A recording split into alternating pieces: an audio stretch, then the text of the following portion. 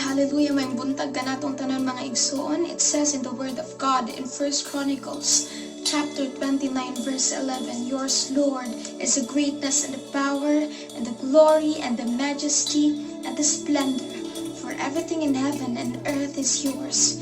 Yours, Lord, is the kingdom, and you are exalted as head over all.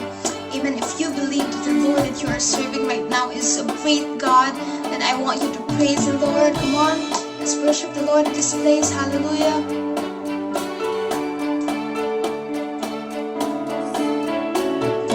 Water you turn into wine.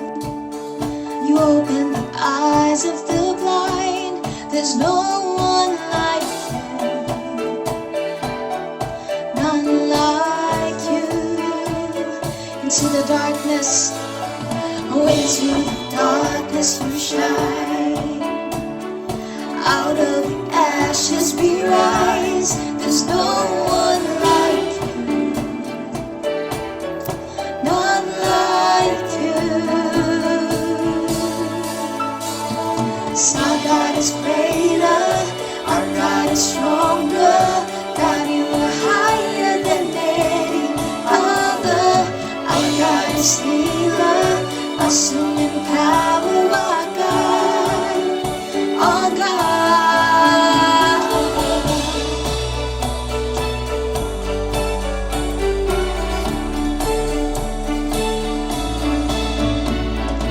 Into the darkness you shine. Out of the ashes, out of the ashes we rise. There's no one like you, none like you. Come on, let's say that our God is greater, our God is stronger. God, you are higher than any other. Our God is healer, awesome in power. Our God, our God. Oh, our God is greater, our God is stronger. God, you are higher than any other. Our God is healer, awesome in power. Our God, our God. If you are with us, Lord, who can be against us, Father? Hallelujah, let's say that if our God is for us, then who could ever stop us? And if our God is with us, then what can stand against? And if our God is for us, then who could ever stop us? And if our God is with us, then what can stand against? And if our God is for us, then who could ever stop us? And if our God is with us, then what can stand against? Stand against? What can stand against?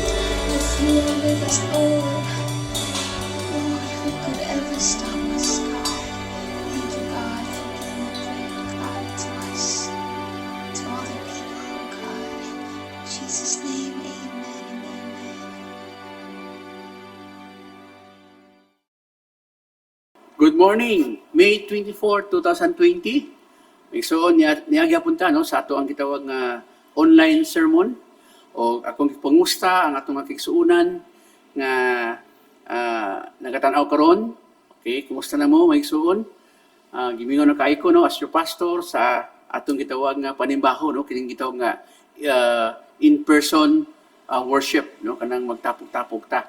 Pero tungod kay bawal pa no, di ba pwede sa atong gobyerno no, mismo gisulti na sa ato ang mayor ni Sara Duterte nga mag-online lang daw sa ta no, tungod kay dili pa pwede. Apan salamat ta tungod kay bising tuod o wala pa ta magkatapok-tapok sa pagsimba no, apan nagapadayon gihapon no ang ato ang pagwali sa pulong sa Ginoo ug atong pagsimba actually mixon ato man ang personal no sa atong pagsimba sa asa ta dapita pwede ta makasimba sa atong buhi nga Dios.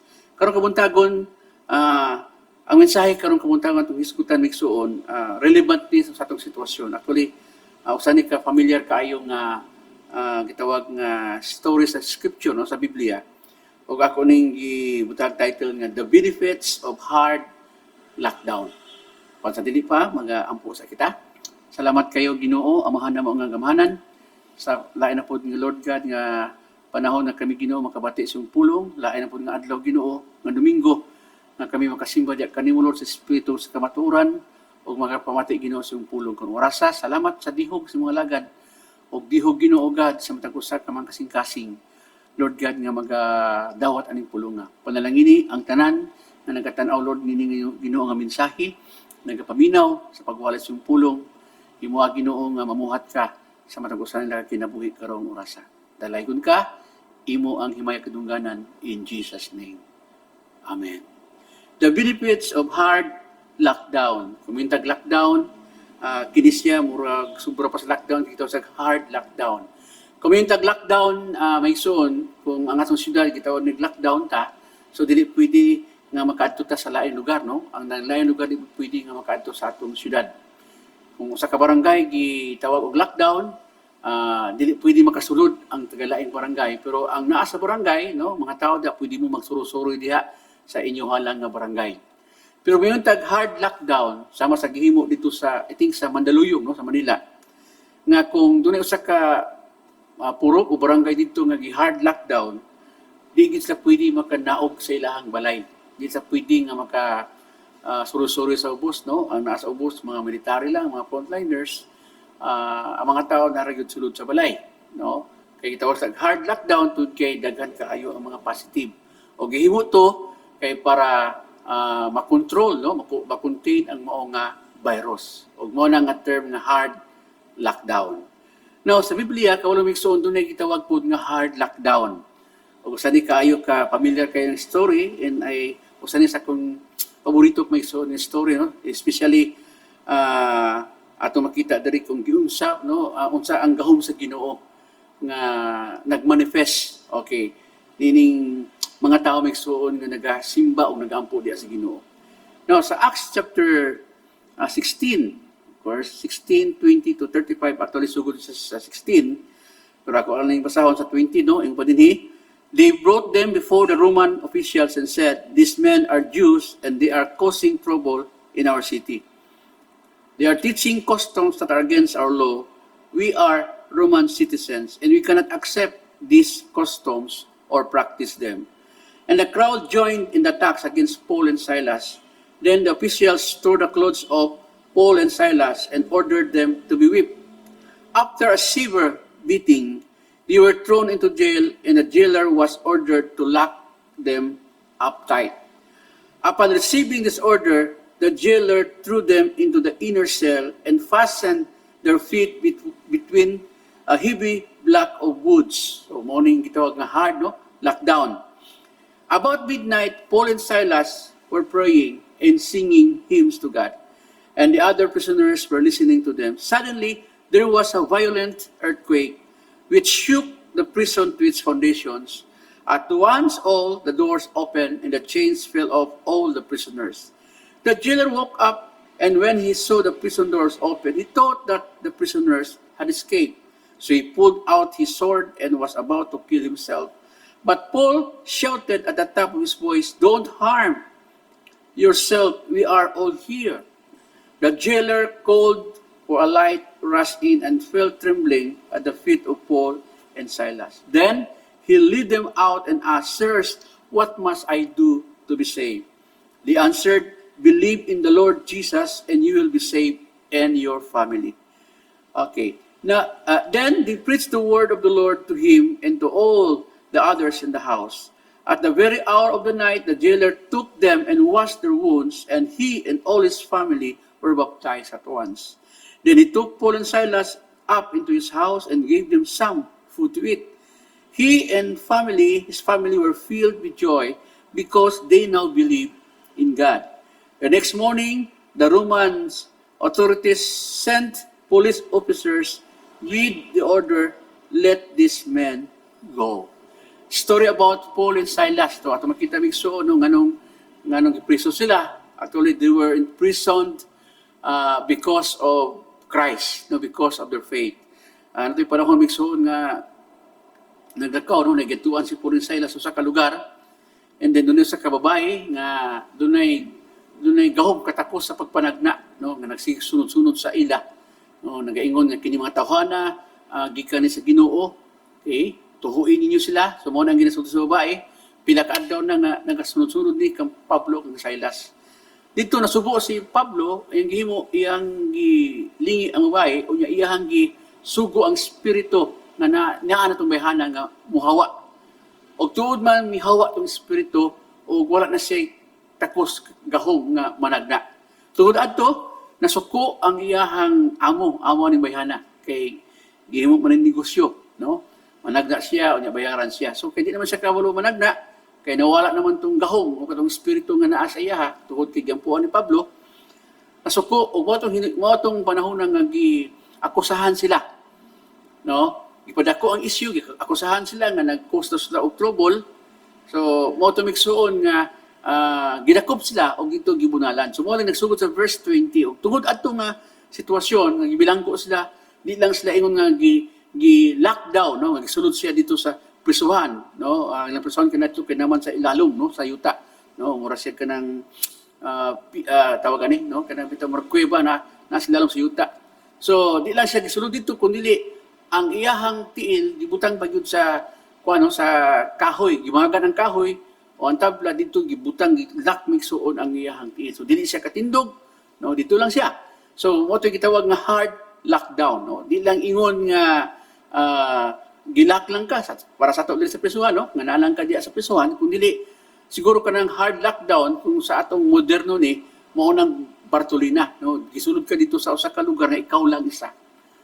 Og mao ni ang nitabo migsuon, no, kang Pablo o kang Silas. Now, doon ay mga questions, no, atong tubagon aning story. Una, how they mistreated. Naaslay maltreatment nga nadawat.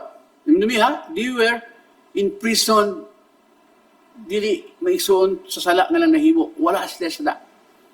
Ginabutang-butangan lang sila. So, they were mistreated. So, how they mistreated? Now, first, they were accused falsely. Okay? Gibutang-butangan sila ng istorya nga di mao. Okay, verse 20, they brought them before the Roman officials and said, "These men are Jews and they are causing trouble in our city." Wala sila mag-cause of trouble, pero gibutang-butangan lang sila ng istorya na sila ang hinungdan sa kagubot sa itong syudad.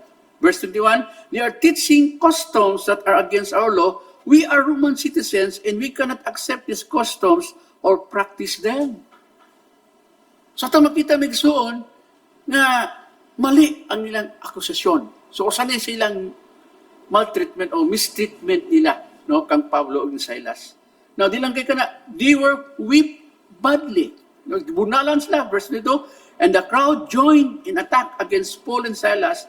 Then the officials tore the clothes of Paul and Silas and ordered them to be whipped. Okay? Gibunalan niya, may rabagyod bigso ng unsang klase nga bunal ang gibunal sila ha. Siguro ang uban, siguro bato pa sila. So, grabe ang gitawag nga beatings, no? Kanang pagkulatas sila ang lawas. Nga naman, ikulatas sila tungod sa sala nga wala naghihimo. They are just preaching the word. No? Ug mao ni migsuon usa sa gitawag nga persecution ni Pablo ug ni Silas. Di ba sa ato na mga panahon nga nagsulti ka sa tama na panahon nga naga-share ka sa imong faith ngadto sa uban. Sa yaga-yagaan ka, di ba? Makadungog pa kag istorya nga di mao, butang-butang kag istorya. Nahitabo ni migsuon kang Pablo ug ni Silas. Okay lang kani siguro sa ato nga dili ta dapatan kaniadto sila, dapatan sila. Mo ni they were whipped badly, grabe ang bunal nila nadawat. Di lang kay kana. Number 3, they were imprisoned unjustly. Verse 3, after a severe beating, severe what pasabot, grabe nga bunal, they were thrown into jail and the jailer was ordered to lock them up tight. I-lock down. Di lang kay kana, no? Upon receiving this order, the jailer threw them into the inner cell, mauning gitawag hard lockdown, and fastened their feet between heavy blocks of wood. Okay lang umutag dito lang sa silda, no? Apan gibutang sa migsuon kung sa atong panahon karong Bartolina pero sila kaniadto dito migsuon gibutang siya sa usa ka lugar nga ang iyang mga tiil, no? Gigapos, no? Gisulod dito sa usa ka kahoy na di siya katindog, no? Dito siya mag-ihi, siguro dito siya magbawas. Daghang mga lamok, grabe ang kabaho. Nya ngit-ngit kay walay suga. Why? Because of their faith. Amen? So moto ang ilaha, ang moto ang mistreatment nila nadawat. Now, the next question, how they reacted? Unsa may ang ilang reaksyon sa maltreatment nga ilang nadawat, no? Unfair judgment nga ilang nadawat gipriso nga walay tama no nga rason, unsa man ang ilang reactions. Megson kini ang nindot, no? Dirita sa mo ang pinakanindot migsuon nga reaction. And I hope as Christians, we need to emulate itong sundugon migsuon ang reaction ni Paul o ni Silas. Ano sa niya? Okay. First one, they acted justly. Ang mo pasabot migsuon, gihimo nila unsa ang tama. Okay? They prayed and worshiped God. Okay. Verse 25. About midnight, Paul and Silas were praying and singing hymns to God. And the other prisoners were listening to them. Suddenly, there was a violent earthquake which shook the prison to its foundations. At once, all the doors opened and the chains fell off all the prisoners. So, sa gimo ila, at midnight, no, sa tungang gabi. Now, sa midnight, what does midnight means? Midnight means the darkest hour of the night. Muna ang pinagka-ngit-ngit, no? Kung ngit-ngit man lang alas 8, alas 9, sa tuwa siguro muna siya ang alas 12. No? Between 11 to 12, no? Muna ang gitawag nga pinagka-ngit-ngit nga oras sa gabi. Now, darkest hour of midnight speaks about, sa atong panahon karon, it speaks about the darkest time of our lives. Pinagka-ngit-ngit nga panahon sa atong kinabuhi. Maybe this was the time that we are at the end of our rope. Muna panahon nga nakas katapusan sa imong PC nga gigunitan. Wala na kay kanang kauban. Amen. A time when you are on your own. A time that all the doors are closed. A time nga wala na kay kalingian. Grabe ang kangit-ngit. Grabe ang problema nga mayon ka, mura na ka, diba? Doon natin term nga, mura ka nang tabunan ka no, sa langit o yuta, nakasatunga. O mo na ang gitawag nga midnight. No? Midnight time. Okay. Na o sige mo nila at midnight. O sige mo nila at midnight, o sige mo nila, they were singing. They were praying and singing hymns to God.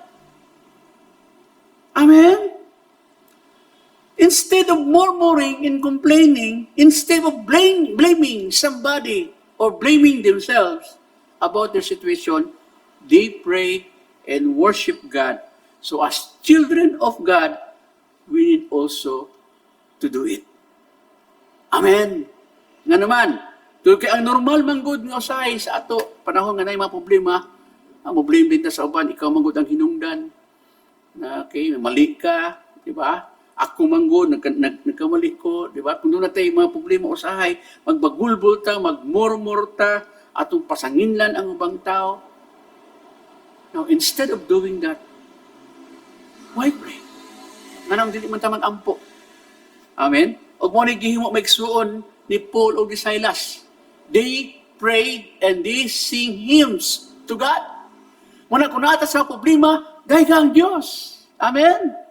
Kung wala kay kwarta, pasalamati ang Ginoo, dahil siya.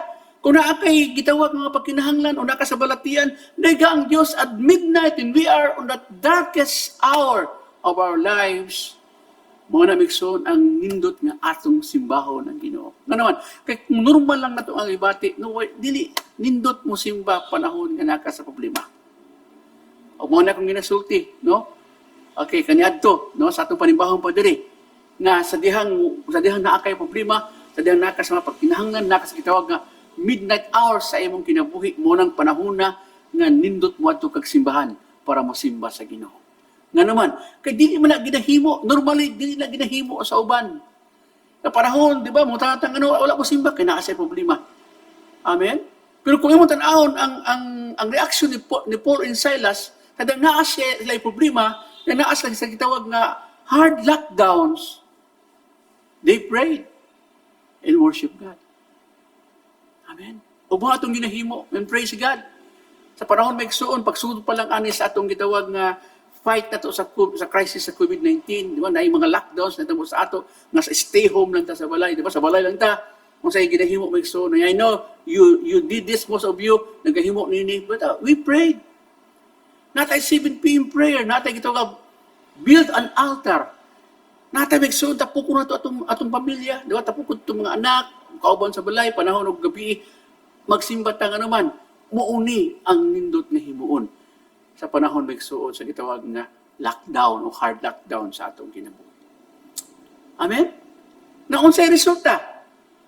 When they prayed and worship God, abi may igsuon silang magsimba ta, kada mag-ampo ta, magdaig ta sa Ginoo, doon ang yung resulta.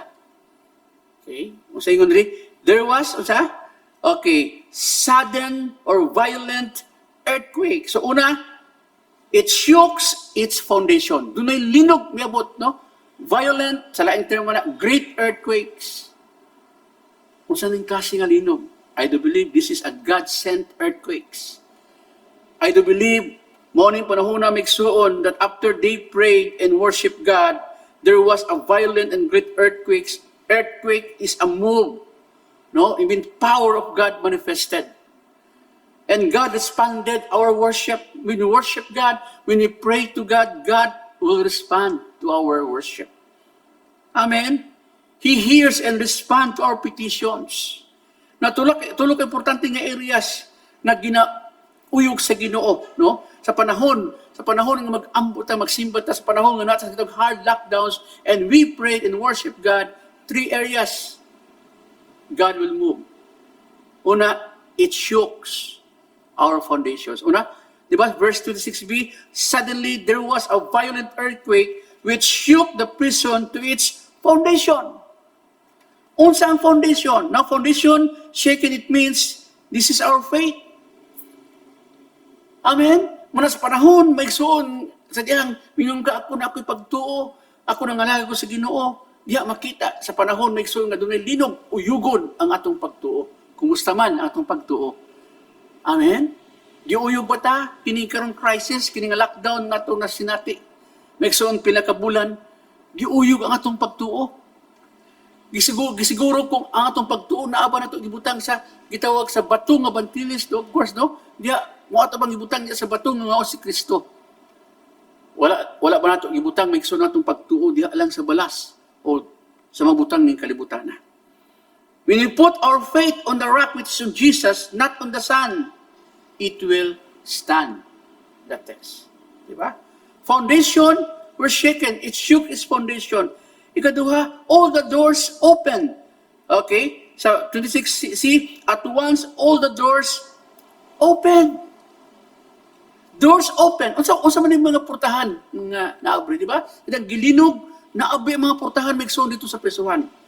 Now, kung atong ibutang migsoon sa atong panahon karon, no, when we apply this in our spiritual lives, doors open speaks about doors of freedom. Natay kagawasan, amen? Doors of opportunities, doors of provisions, doors of healings, doors of reconciliations, unsa pa. Amen. When we pray and God will respond, God shook the foundation and doors were open. Amen? Huwag mo ni migsoon. Tihan ta mo, human ani, no? Kining crisis sa katong gituban karon. Doon ay mga portahan maabri. Portahan sa kagawasan, portahan migsuon sa gitawag o kining oportunidad, portahan sa pagtagbo sa Ginoo, portahan sa kayuhan. Not just only doors were open, no? Una, shooks is foundation, doors, ikatulo, o sa ingon diri, chains fell off, verse 60, and the chains fell off all the prisoners. Ang mga kadina na nabugto. Kung sa mga kadina, may igsoon, nagisgot, nagulagway kini igsoon, kadina sa balatian, kadina sa gitawag may igsoon, o kanang insecurities, inabilities, kadina sa kahadlok, kadi ka kalihok ka na kay kahadlok. Amen. Na sa panahon nga ang Ginoo gani mulihok in respond to our worship in times of hard lockdowns, in times of our midnight darkest hour sa atong kinabuhi, God will shook the foundation of our faith. Then the doors were open and chains fell off. Tanan nga mga kadina, mga bugto. Kung sa may kadina, may suon. Kung sa may gapos nga naani mo karon. Amen. Bugto una may suon sa Ginoo. Hallelujah. Kung gusto na ngayang uyugon sa atong kinabuhi. Now, tulog ka mga butang nga atong hinumduman. Okay? 3 important things to remember when we are on hard lockdown. Tulog ka butang migsoon.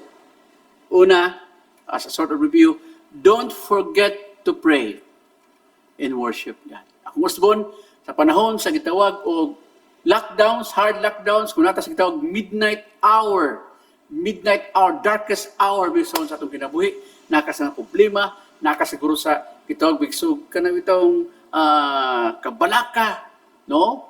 Discouragement, miabot sa imo. Don't forget to pray and worship God. Verse 25, about midnight, Paul and Silas were praying and singing hymns to God.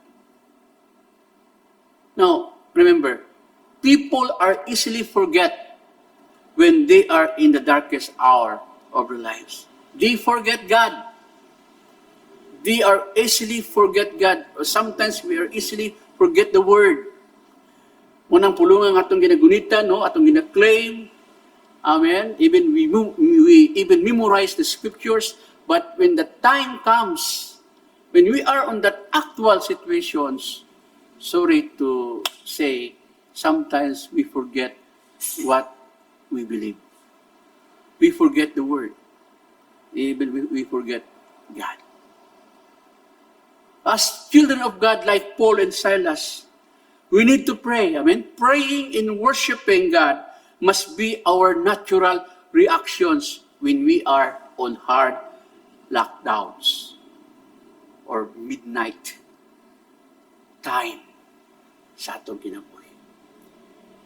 There was a saying, goes like this, why worry when you can pray? Why pray when you worry? Ano nga bala ka man tang makaampo man ta? Ano mag-ampo man ta kung mabalaka ka? It is useless to pray when you worry. But when you can pray, do not worry. Amen? Instead of panic, pray and worship God. In doing this, we make ourselves different from the world and we become a good witness. And this is a second important thing to remember. Kung sa ikaduha, don't forget to be a good witness to others, especially to the lost. When we are on hard lockdown, ayaw kalimot nga mahimot ang maayong ihemplo. Maayo ta nga gitawag nga witness, especially no, sa mga tao nga wala pa gyud sa Ginoo. Verse 25b, after they sing hymns, praying to God, and the other prisoners were listening to them. 29, the jailer called for a light, rushed in, and fell trembling at the feet of Paul and Silas. Then he led them out and asked, Sirs, what must I do to be saved? Verse 31, they answered, believe on the Lord Jesus and you will be saved in your family. Verse 32, then they preached the word of the Lord to him and all others in the house. At that very hour of the night, the jailer took them and washed their wounds, and he and all his family were baptized at once. Then he took Paul and Silas up into his house and gave them some food to eat. He and his family were filled with joy because they now believe in God. Nahimong good witness. Why? Because when sa diyang nag-awit sila, nag-ampo sila, ang mga prisoners kaobal na naminaw nila o nalibog sila, no? Nakuna sila, nga naman nga pariha man may kahimtang na priso diri, pero nga nung nagkanta-kanta man sila, nga nung nag-ampo man sila, nga nung wala man nakita sila nga naa sila sa kagulanan, nga nung naaman sa kalipay. So sa to nga nahimos lang good witness, o nahimos lang witness even sa magbalantay, the jailer. Why? Instead nga magpakamatay siya, mingon si Paul, wala, ayaw, pagpakamatay, kay laiman sila, no? Siya ang nagbantay, so responsible nila ang mga piniriso. Kung ka makaikas ang piniriso, nga ikaw nagbantay, you are responsible of your life. So patyon yapon siya, so ang iyang himo, nga iyan lang patyon, kuha yung espada, kay magpakamatay na siya, kay nakabuhi si Pablo Silas. But Paul said, ayaw buhata kay naarami diri. It's a good witness, amen? Wala ka si Pablo sa Silas kay minakaw sila, patay itong jailer. And the good thing is this, masagi mo sa jailer, miyato siya miksoon, miluhod siya dito kang pulo, kasi nagkurog siya, mingon siya, Sir, ingon niya, unsa may kong himon para ako maluwas. Amen? It means, usa sa hinungdan, nga nahimos lang good witness, resulta sa hard lockdown, souls were saved. Why? Because nakita migsuon ang kinabuhi ni Pablo de Silas, lahi ra sa uban. So in times like this, we need to be a good witness to others, especially to the lost. Amen ba? Hallelujah. Ang pagbagulbul ba, maiba na ng witness, makadungog ang atong mga silingan, nagbagulbul ka, nasikag yaw-yaw. No, it's not a good witness. Ang kabalaka ba nga makitang ka sa imong silingan, nga mabalaka ka, tungkol sa imong sitwasyon karon? It's not a good witness. But you know what Paul and Silas did? Wala lagi pakita ang ilang kabalaka. Instead, they made themselves different from them. Why? Because at midnight, at the darkest hour, instead of murmuring, complaining of what happened to them, they worshiped, they prayed to God. That's why, don't forget to be a good witness. And lastly, thirdly, don't forget to remember that these hard lockdowns, or this crisis, this darkest hour, these difficulties that we are facing are not permanent. Amen? Kining tanan nga ato ang nasinati, dili ni permanente mo bitaw sa ato diri, di ba, naatay ECQ, na GCQ ta, or extension na po, amot pasabot, dili ni permanente nga naman, karon hinahinay nagbalik, no, ang mga tao sa trabaho. Mga kumpanya karon hinahinay nagbalik sa trabaho, bigusyo, hinahinay na amot pasabot, these are not permanent. And this is a good thing. Muna kung mabot sa ato, may so na problema pagsulay, ayaw ingon nga, that's the end of your life. No. That's the end of the story. No. It's not the end. Amen? Kining crisis sa itong gitubang, and this is our prayers every night, thanking God, Lord, may this crisis will end soon. We believe it. This will not be a permanent. This is just a temporary. Now, verse 35, the next morning, the Roman authorities sent police officers with the order, let those men go. Kanyo? Tibok kabilang sa dito. Amen. After they showed themselves, they worship God, after they receive the response of God, through that earthquakes, no, through that shaking of their faith. Kung sa'yo tabo migsoon, the next morning, ingon din sila, pagawas na sila, let this man go. Ang pa sa migsoon, dili permanente na nasa pisuhan si Pablo ug si Silas. Mausab na migsoon sa atong kinabuhi. When we are on lockdowns, when we are on hard lockdowns, or when we are on the darkest hour sa atong kinabuhi, this is not permanent. This is just a temporary. O mo na akong ginasulti, kaninyo pa ha, kanina sa akong mga preaching, na kung dunay mga pagsulay, dunay mga problema mabot sa atong kinabuhi, ayaw uban sa problema. Pasagi lang, palabya lang ang problema. Amen? Ayaw uban, nga naman, temporaryo lang ni, muagi ra ni sa atong kinabuhi. Amen? Now, there's a great scripture and concerning this topic, to 2 Corinthians 4:17-18, about our sufferings. Now, verse 17 says, Paul said, our suffering is light and temporary. Amen? Temporaryo lang ang atong mga pagsulay. And is producing for us an eternal glory that is greater than anything we can imagine. Verse 18, we don't look for things that can be seen, but for things that cannot be seen. Why? Things that can be seen are only temporary. Kini atong pasulay, makita nato ni temporary na ni. Wa kay kwarta, nakasakit, unsay kuan nimo, kasakit sa kalibutan, temporaryo lang. Unsay man ni Pablo, we don't look for things that can be seen, but for things that cannot be seen. Why? Because things that can be seen are only temporary, but things that cannot be seen will last forever. And this is our faith. And this is the promise of God, the promised heaven, the promised place, ang giandamig suon sa atong kinabuhi. Amen? Okay? So, mo ni migsoon ang atong hinumduman. Okay? In times like this, when we are on hard lockdown, don't forget to pray and worship God. Second, don't forget to be a good witness, especially to the lost. And thirdly, don't forget to remember that this hard lockdown, this crisis, these difficulties that we are facing are not permanent. This is just a temporary.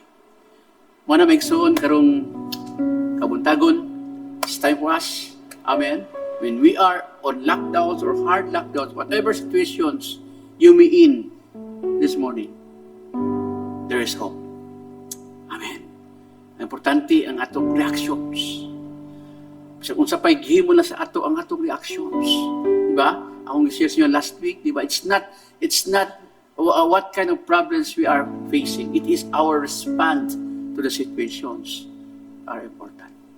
So, ako mag-ampo karon sa matag usa, unsa may imuhang mga problema, unsa may imuhang mga gitawag, kung naabata karon sa gitawag nga lockdowns or hard lockdowns, ayaw kalimot sa mensahe nga atong diskutan karon.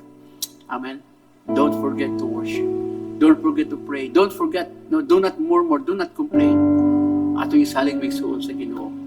I tell you, God will respond. Ang Ginoo gyud muli. Amen. Mag-ampo ko. Subayin ka na ko sa mga pag-ampo migsuon ato ipiyot ng mga mata. Mag-ampo kita sa Ginoo. Lord, salamat kayo ning orasa. Salamat, Lord God, sa mensahe sa kinabuhi ni Pablo ug Silas na nahimo na mo, Lord God, nga ihimplo karong kabuntagon. Father, we pray and I pray, O God, Lord, kung naman ka na mo, Ginoo, tanan nga nagtanaw ng mensahe. Kung naman sa sitwasyon, Lord God, sa gitawag ng darkest hour, Ginoo, sa ilang kinabuhi karon. Kung nakas na, Ginoo, sa gitawag ng problema, mga pagkinahanglan, Ginoo, o balatian, unsa ba? Father God, like Paul and Silas did, they prayed and worshiped God. And the same with us, Lord. Sa panahon, Ginoo, nga naami sa gitawag o kining kangit-ngit o Ginoo sa mga kinabuhi, mga problema, mga kasulay, Ginoo, kami magasimba, mag-aampo diha kanimo. And thank you, God, that these lockdowns or hard lockdowns, difficulties that we are facing, O God, Lord, this will shook our foundation. Lord, among pagtuo, Ginoo, tistingan, uyog, Ginoo, God, salamat, Father God, because of this manifestation sa mong gahom, Lord, doors will be opened.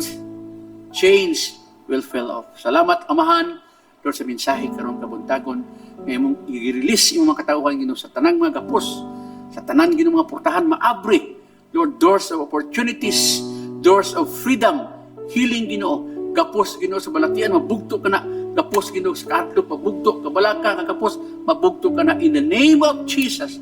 Lord, set your people free this morning in Jesus' name. Salamat Amahan sa pulong for reminding us once again, Lord, that there is power in worship, there is power in prayer. O mo ni Ginoo, ang amo Ginoo God nga himuon sa panahon sama ani, we look to you in prayer, believing you, God, that you will not, Lord, abandon us. O sa Ginoo nga amo Ginoo nga pag-ampo diya kanimo. Dalaygon ka, Father. Bless every family, Lord, represented tanan ng tanaw Ginoo. Sa tanan, Lord God, nga nagtanaw karon Ginoo God. Panalangin ni ang kini nga mensahe, maghatag kini Ginoo inspirasyon sa matag usa nila Ginoo ka kinabuhi karon. Dalaygon ka in Jesus name. Amen. And amen. Praise God. Okay, migsuon no, so dili na magtapos, padayon ang ato ang responsibilidad no sa atong paghatag matud pa sa panahon sama ani. Dito kalimot migsuon nga padayon gyapon ang atong gitawag nga faithfulness no sa atong paghatag. Amen. So magampo kita no sa atong gitawag nga offering, sa atong tithes no, kay kini importante ni siya labi na sa padayon no sa trabaho sa Ginoo, especially karon no nga wala gyud tay panimbahon of course sa church, pero natay obligasyon ang church nato migsuon natay renta ani no, every month nagarenta gyapon ta ani bisan pa sa mga pagkinahanglan ato gyapon ning responsibilidad. So as part of this family, it is our responsibility and joy, amen, to be part of paigsoon sa pagtagbo sa pagkinahanglan no sa trabaho sa Ginoo. So mag-ampo kita. Ginoo, salamat Lord dining among tithes and offering, Lord. O siguro sa uban Ginoo karon nga naa gunitan ng uban siguro i-prepare na Amahan. I-bless nimo Lord kay kini Ginoo tabang kini Amahan sa pagpalangko pa Lord God sa imong trabaho, Lord, sa imong ingarian sa kalibutan. And thank you for blessing, O God, their works. Bless, O God, their businesses. Bless nimo Lord ang mga transactions, Ginoo, in Jesus' name. Let me, Lord, na ang among giving, Ginoo, wala magbase, Lord, kung unsa man, Lord, ang sitwasyon karon. Nagbase kini Ginoo sa among kasing-kasing. And this is the secret, O God, of a blessed life. Pinagino sa mong paghatag. Bless nimo matag usa, dalaygon ka in Jesus' name. Amen. Praise God. So, migso na padayon, no, ang atuang 7 p.m. prayer.